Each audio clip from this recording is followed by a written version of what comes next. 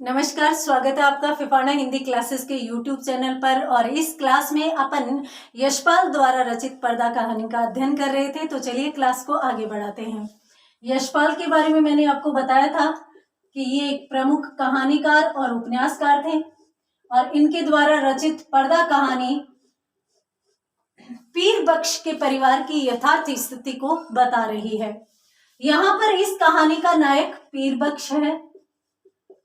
पीर बख्श जो चौधरी साहब के नाम से जाने जाते हैं और सफेद पोश है, तो इसलिए इनको सब लोग सलाम भी करते हैं, इनका सम्मान भी करते हैं। ये कच्ची बस्ती में रहते हैं, सितवा की कच्ची बस्ती में, परंतु उस बस्ती में रहने वाले लोग बहुत ही गरीब है और ये सफेद कपड़े पहनकर मुंशीगिरी करते हैं। तो इस वजह से सब लोग सोचते हैं कि इनके पास अच्छा पैसा है।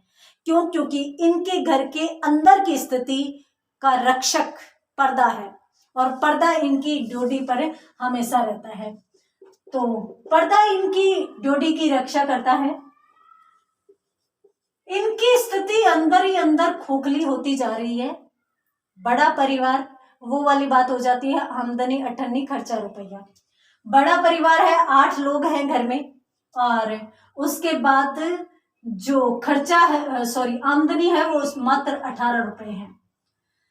पर्दा आंधी, बरसात, धूप झेल नहीं पाता और थोड़े दिनों में पर्दे में छेद होने लगते हैं।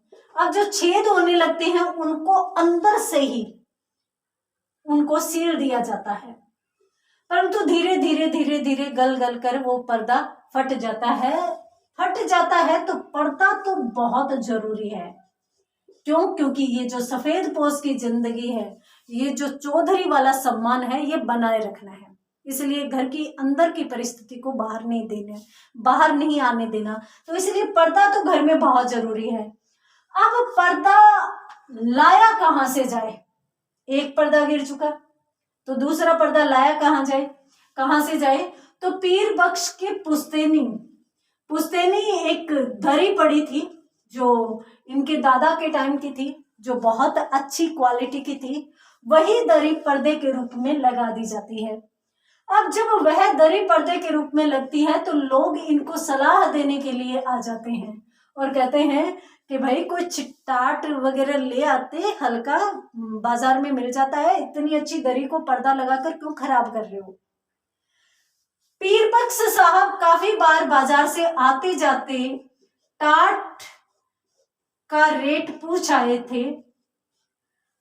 2 गज टाट के 8 आने देने पड़ रहे थे, यानी बाजार में 2 गज टाट का 8 आने भाव था, जो कि चुकाने में पीर बख्श साहब असमर्थ थे। अब ये चुकाने में असमर्थ थे तो पीर बख्श साहब करे क्या? जो पुश्तैनी दरी पड़ी थी वही पर्दे के रूप में टांग दी गई।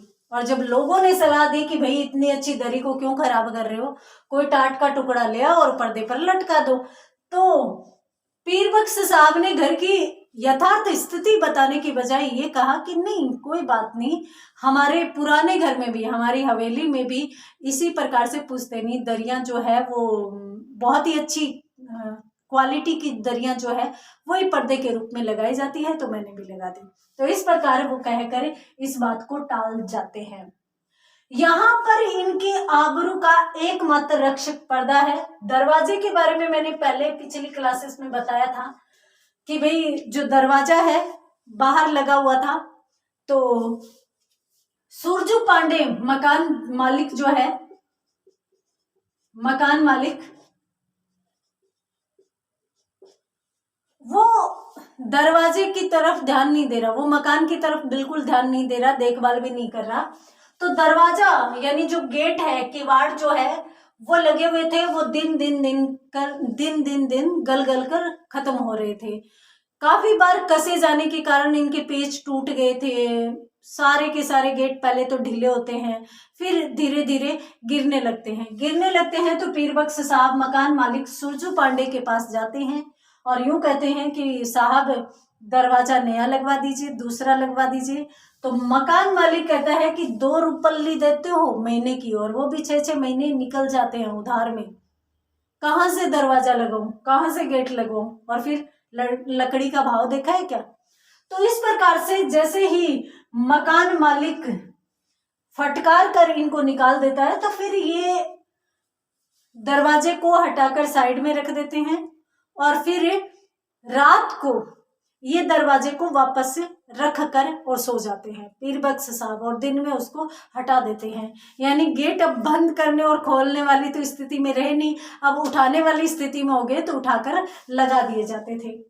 परंतु रात को गेट लगाने, दरवाजा लगाना जरूरी हो जाता था, क्योंकि चोर का भय तो हमेशा सताता ही था, और जब दरवाजा गिर गया तब चोर का डर और अधिक बढ़ जाता था। रात को पीरबख्श साहब को नींद नहीं आती थी।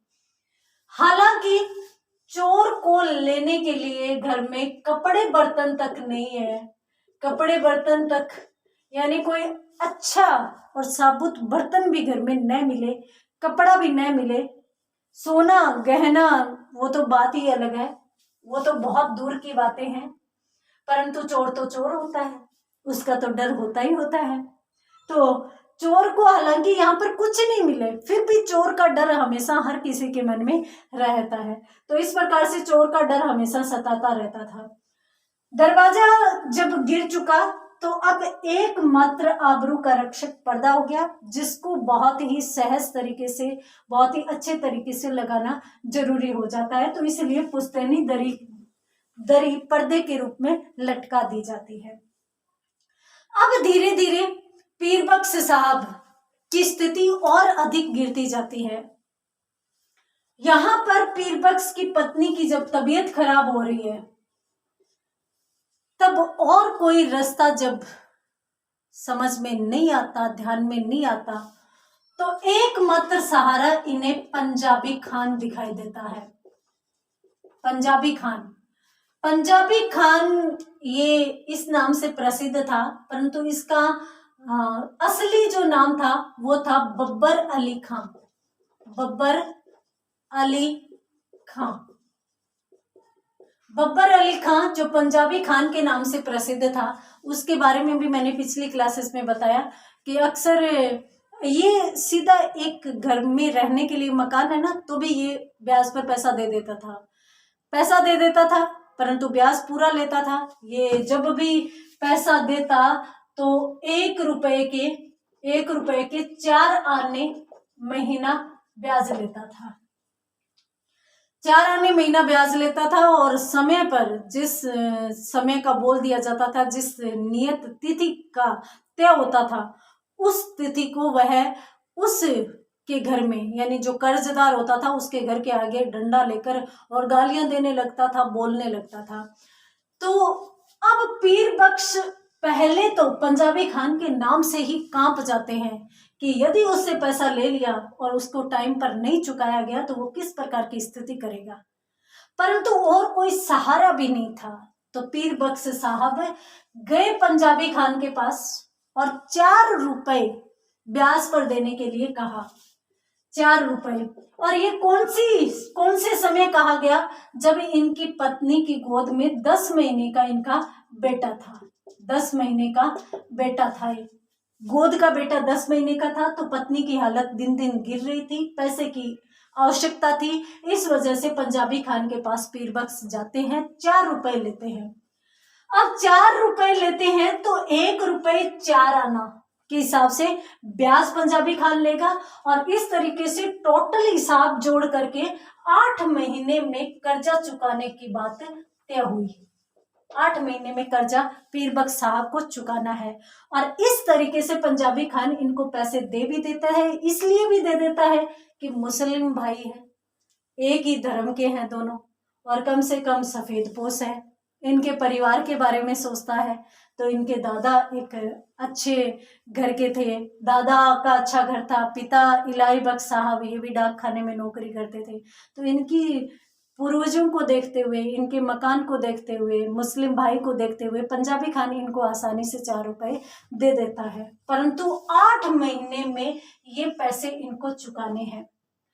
पीर बख्श साहब को हमेशा पंजाबी खान का असली चेहरा याद आता है और वो डर जाते हैं। इसलिए वो महीने के महीने ये पैसे देने के लिए पंजाबी खान के पास चले जाते हैं और ये बिल्कुल निश्चित कर लेते हैं कि पंजाबी खान के पैसे को हमेशा देना है, नहीं तो ये अपनी इज्जत जो अभी तक पर्दे में है वो बाहर ला कर रख देगा।